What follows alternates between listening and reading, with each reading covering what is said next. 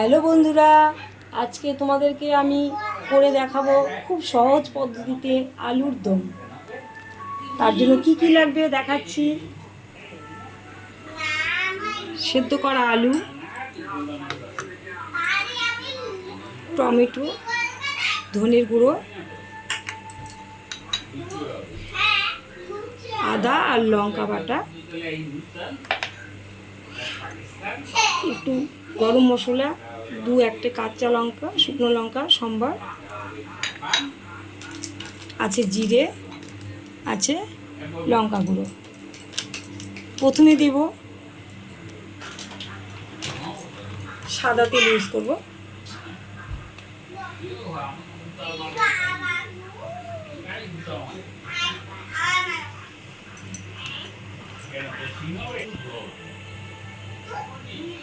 প্রথমে দিয়ে দিচ্ছি গোটা গরম মশলা, শুকনো লঙ্কা,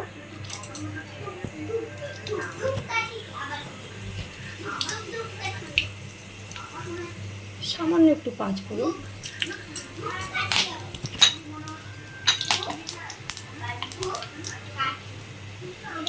একটা চেরে কাঁচা লঙ্কা,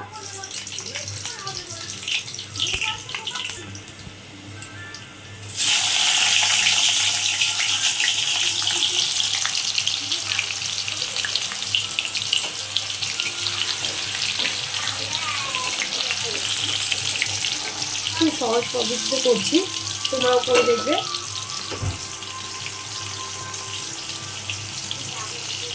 একটু হালকা ভাজা হয়ে গেছে টমেটো। এখন এর মধ্যে আমি দিয়ে দিচ্ছি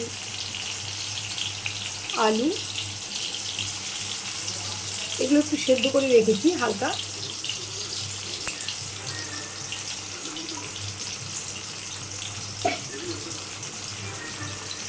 এটা একটু হালকা ভেজে নেব।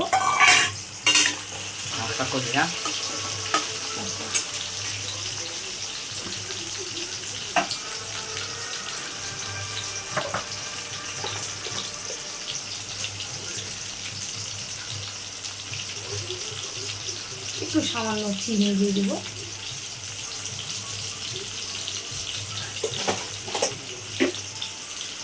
একটু নেড়ে দেবো ভালো করে।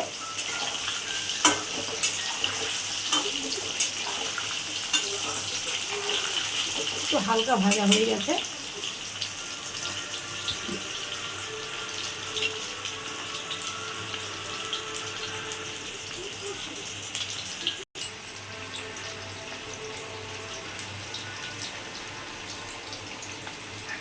নুন,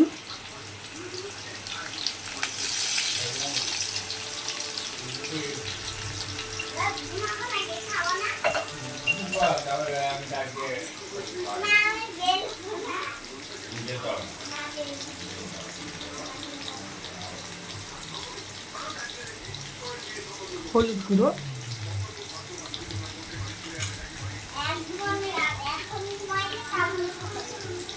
একটু নেড়ে দিব হালকাভাবে।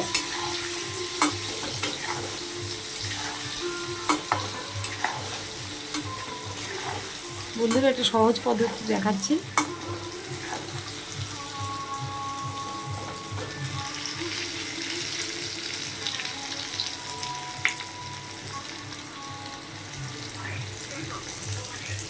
এখন দিচ্ছি আদা আর লঙ্কা বাটা,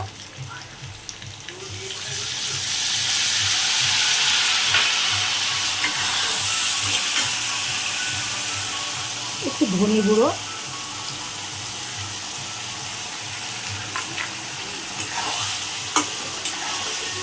একটু নেড়ে দিব।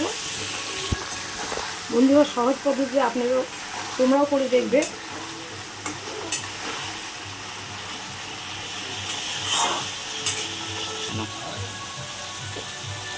এরকমভাবে রান্না করে খেয়ে ভালো লাগলে লাইক করবে, সাবস্ক্রাইব করবে।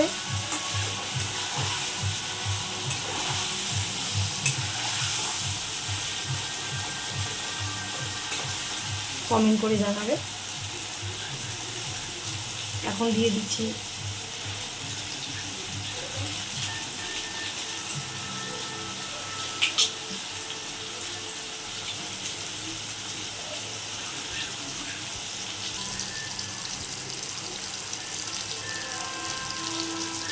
এখন দিচ্ছি একটু জিরে গুঁড়ো, বেশি দেবো না, অল্প। তারপর দিয়ে দিচ্ছি সামান্য পরিমাণ লঙ্কা গুঁড়ো,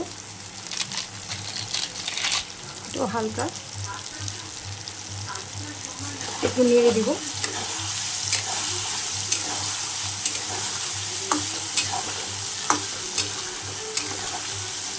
বন্ধুরা, এটা হালকা মশলা দিয়ে করছি।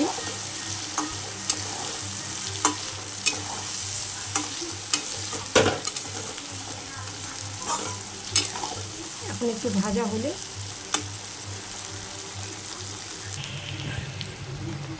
বন্ধুরা এটা হালকা কষা হয়ে গেছে। এটা এখন এটা আমি একটু জল দিয়ে দেবো।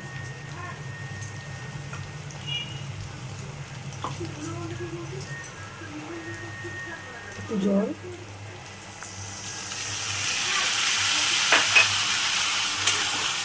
একটু নেড়ে দেব।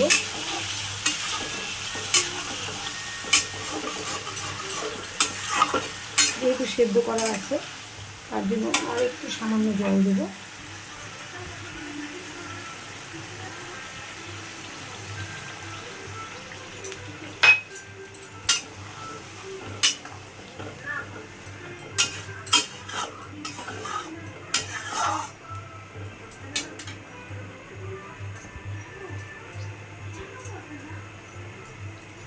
হয়ে গেছে, এখন এটাকে ঢাকা দিয়ে দেবো।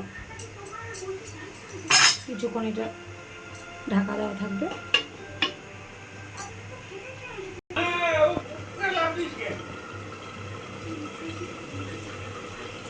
আর বন্ধুরা, এখন এটা ঢাকনাটাও উঠিয়ে দেবো। ঢাকনাটা দেখুন কি সুন্দর এই যে ফুটে গেছে, একটু গ্যাবি গ্যাবি হয়ে গেছে। এটা প্রায় হয়ে গেছে। এখন একটু নামানোর আগে একটু গরম মশলা দেবো, সানরাইজ গরম মশলা দেবো।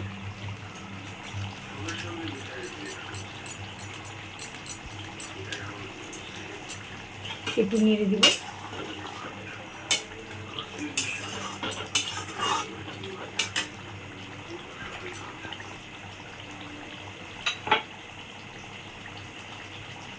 একটু ঘি দিয়ে দেবো।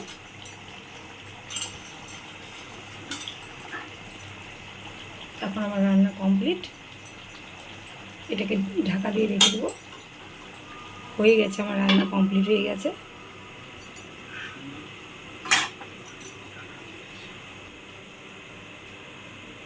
রান্না শেষ। এখন এরকমভাবে রান্না করে তোমরা সকলে খেয়ে দেখবে। যদি ভালো লাগে কমেন্ট করবে, লাইক করবে, শেয়ার করবে, সাবস্ক্রাইব করবে।